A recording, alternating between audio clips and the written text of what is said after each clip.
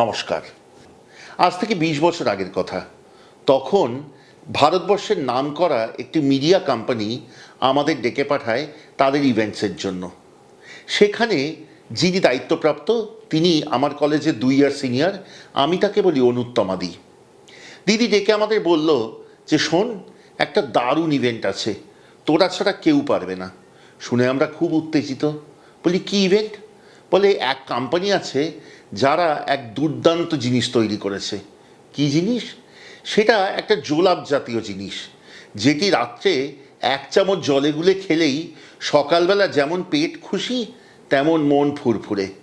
তা আমি শুনে অবাক হয়ে তাকিয়ে থাকি। তো এই জিনিস নিয়ে কী করতে হবে? বলছে আরে বুঝলি না, এই জিনিস নিয়ে ওয়ার্কশপ করতে হবে রে। আমি বললাম জোলাপ জাতীয় জিনিস নিয়ে কর্মশালা? এটা কি করে হবে? অনুত্তমাদি কিছুই হয়নি ভাব করে বলে, এই জন্য না তোদেরকে দিয়ে কিছু হবে না। তোদের মাথায় কি কিছুই নেই? ভালো একটা আইডিয়া বার কর। অনেক ভেবেচিন্তে আমি আর অমিত বলি, অনুত্তমাদি একটা খুব সুন্দর আইডিয়া আছে। আমাদের খুব প্রিয় বন্ধু কলকাতার নামকরা ডায়েটিশিয়ান, তাকে আনি, সে ডায়েট সম্বন্ধে বলবে আর তারপর এই জোলাপ জাতীয় জিনিস সম্বন্ধেও সেই বলবে। অনুত্তমাদি বলে আর? আমি বলি আর? আবার আকাশ পাতাল ভাবি। তারপর বলি অনুত্তমাদি একজন ডাক্তারকে নিয়ে আসি, তিনি বেশ স্বাস্থ্য টাস্থ্য নিয়ে কথা বলবেন, খুব ভালো হবে। অনুত্তমাদি শুনে বলে বেশ। আর? আমার তখন কীরকম লাগছে আমি কি বলবো, কোথা থেকে এত আইডিয়া পাবো।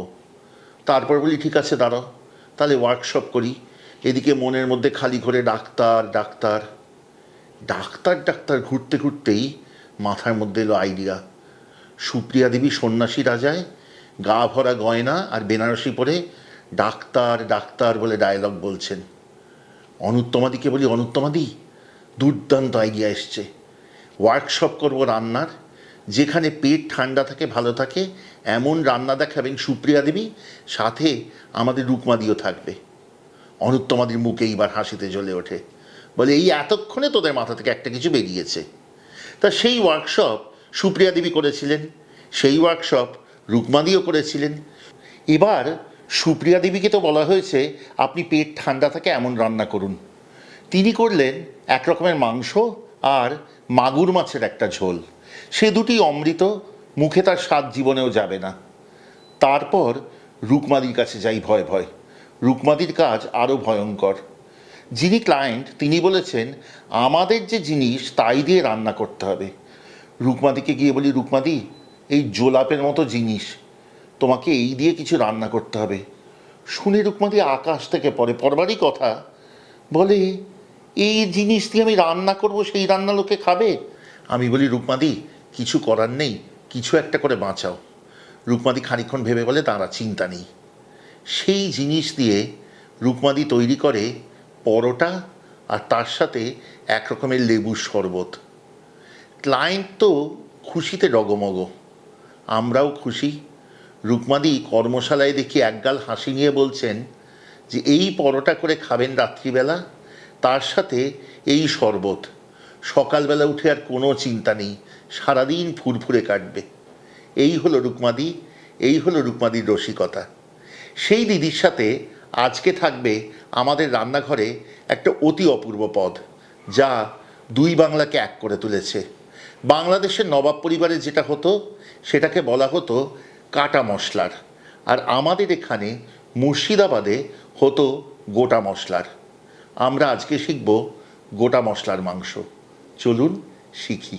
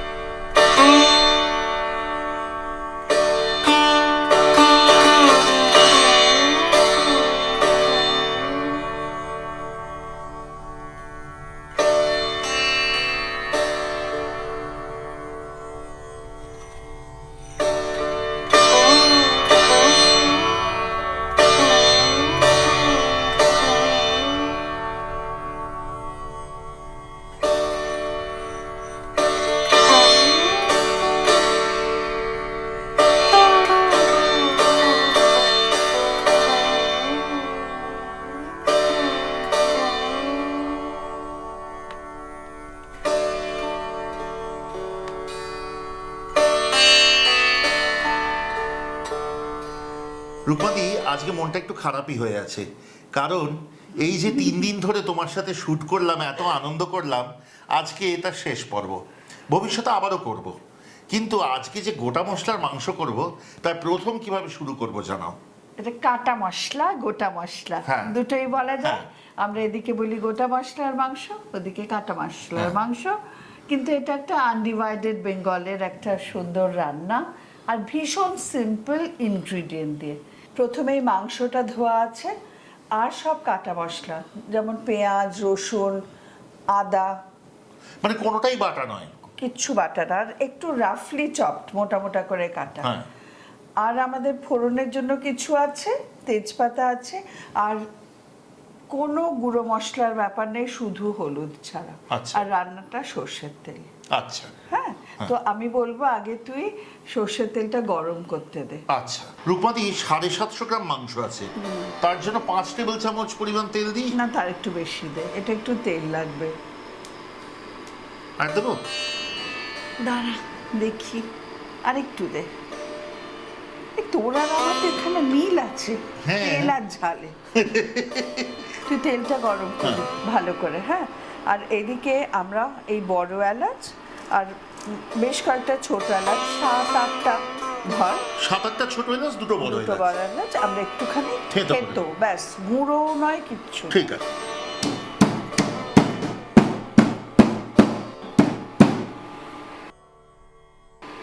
তেলটা হয়ে গেছে না?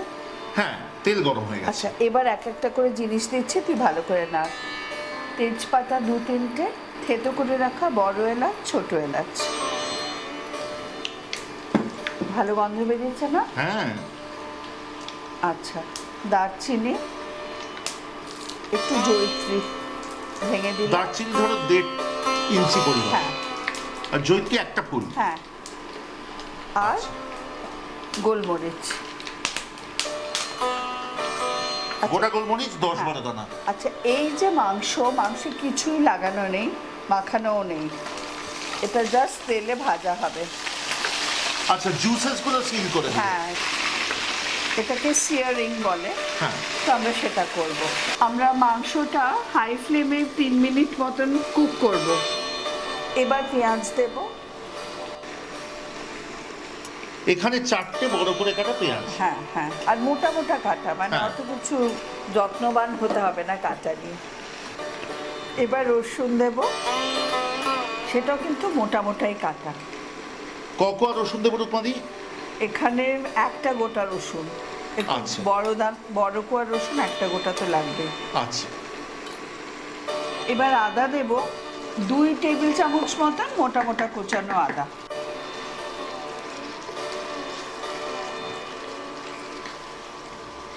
এবার হলুদ দিচ্ছি, আর কিছু মানে গুঁড়ো মশলা আর কিচ্ছু না, শুধু হলুদ। 2 চা চামচ? 2 চা চামচ না, 1.5 মতন। আচ্ছা। এবার স্বাদ মতো নুন দেব।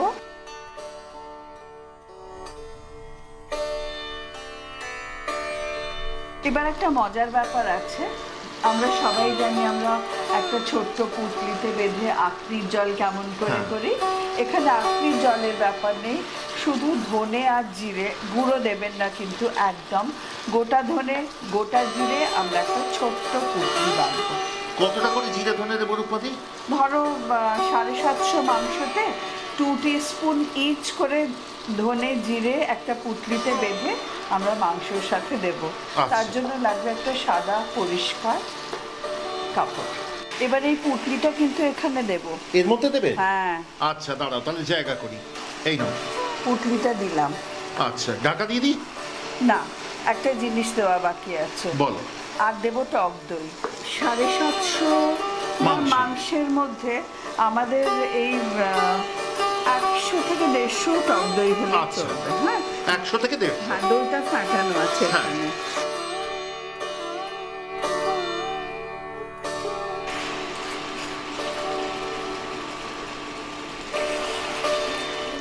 আচ্ছা, এই মাংসটা নিয়ে কিছু কথা বলার আছে। এটা একদম দম কুক স্টাইলে হয় এবং 2 থেকে 2.5 ঘন্টা কমসে কম সিমারে বসিয়ে রাখলে সময় লাগে।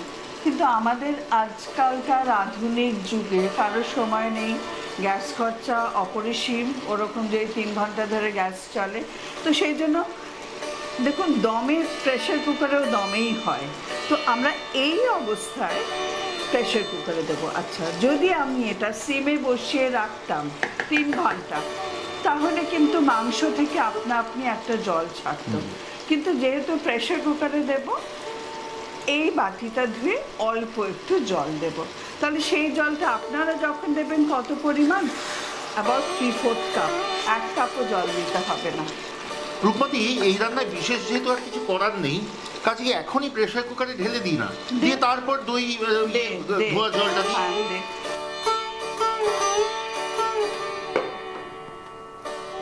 একটু ব্যাস।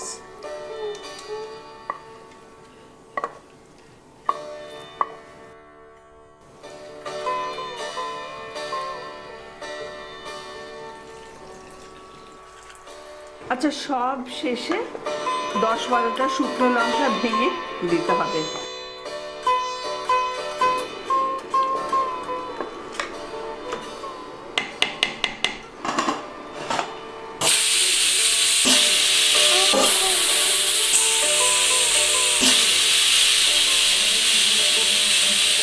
এই সময় কিন্তু মাংসের গুণমানের উপর নির্ভর করবে আপনি কতক্ষণ প্রেসার কুকারে মাংস রান্না করবেন। আমি এখানে 6 থেকে 7টি সিজ দিয়েছি, তারপর আঁচ বন্ধ করে প্রেসার কুকারও বন্ধ রেখে অপেক্ষা করেছি যতক্ষণ না প্রেসার কুকারের ভাপ পুরোপুরি বেরিয়ে যায়। এইবার প্রেসার কুকার খোলবার পালা। কিন্তু তার আগে আপনাদের সাথে বলবো অন্য একটি কথা। কেমন লাগলো আজকে আমাদের এই রান্না এবং আমাদের চ্যানেলের অন্যান্য রান্না অবশ্যই জানান আমাদের কমেন্ট বক্সে লিখে। যদি ভালো লাগে সাবস্ক্রাইব করে সঙ্গে থাকবেন, খুব আনন্দ পাবো। আর যদি এমন চান যে আমাদের চ্যানেলের সব রান্না আপনাদের কাছে পৌঁছবে সবার আগে, তাহলে অবশ্যই বেল আইকনটি টিপে দেবেন।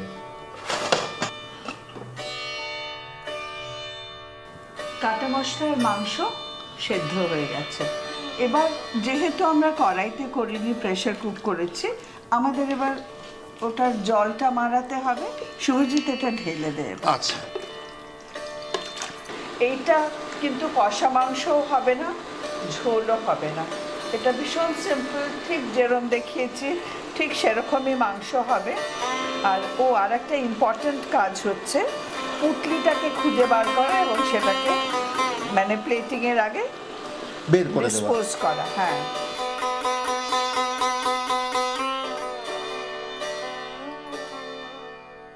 রূপমতি, জল কিন্তু শুকিয়ে গেছে, প্রায় শুকিয়ে। তেল ভেসে উঠেছে।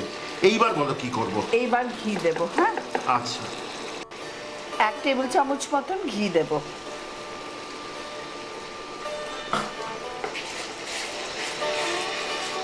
ঘিটা খুব ভালো একটা ফ্লেভার এনে দেবে মাংসর মধ্যে। আর এই মাংসটা খুব ভালো লাগবে রুটি, পরোটা অথবা পোলাওয়ের সাথে। ফাইনালি আমরা একটু বেরেস্তা দেব আর একটুখানি রাখবো গার্নিশিংয়ের জন্য। আচ্ছা। রূপমতি, এই রান্নার যা গন্ধ বেরিয়েছে কিন্তু ভাবা যাচ্ছে না আর সত্যি। কি সিম্পল বল, একেবারে সবার বাড়িতে সব আছে। রান্না শেষ একদম। এবার তাহলে পরিবেশনের পালা। হ্যাঁ।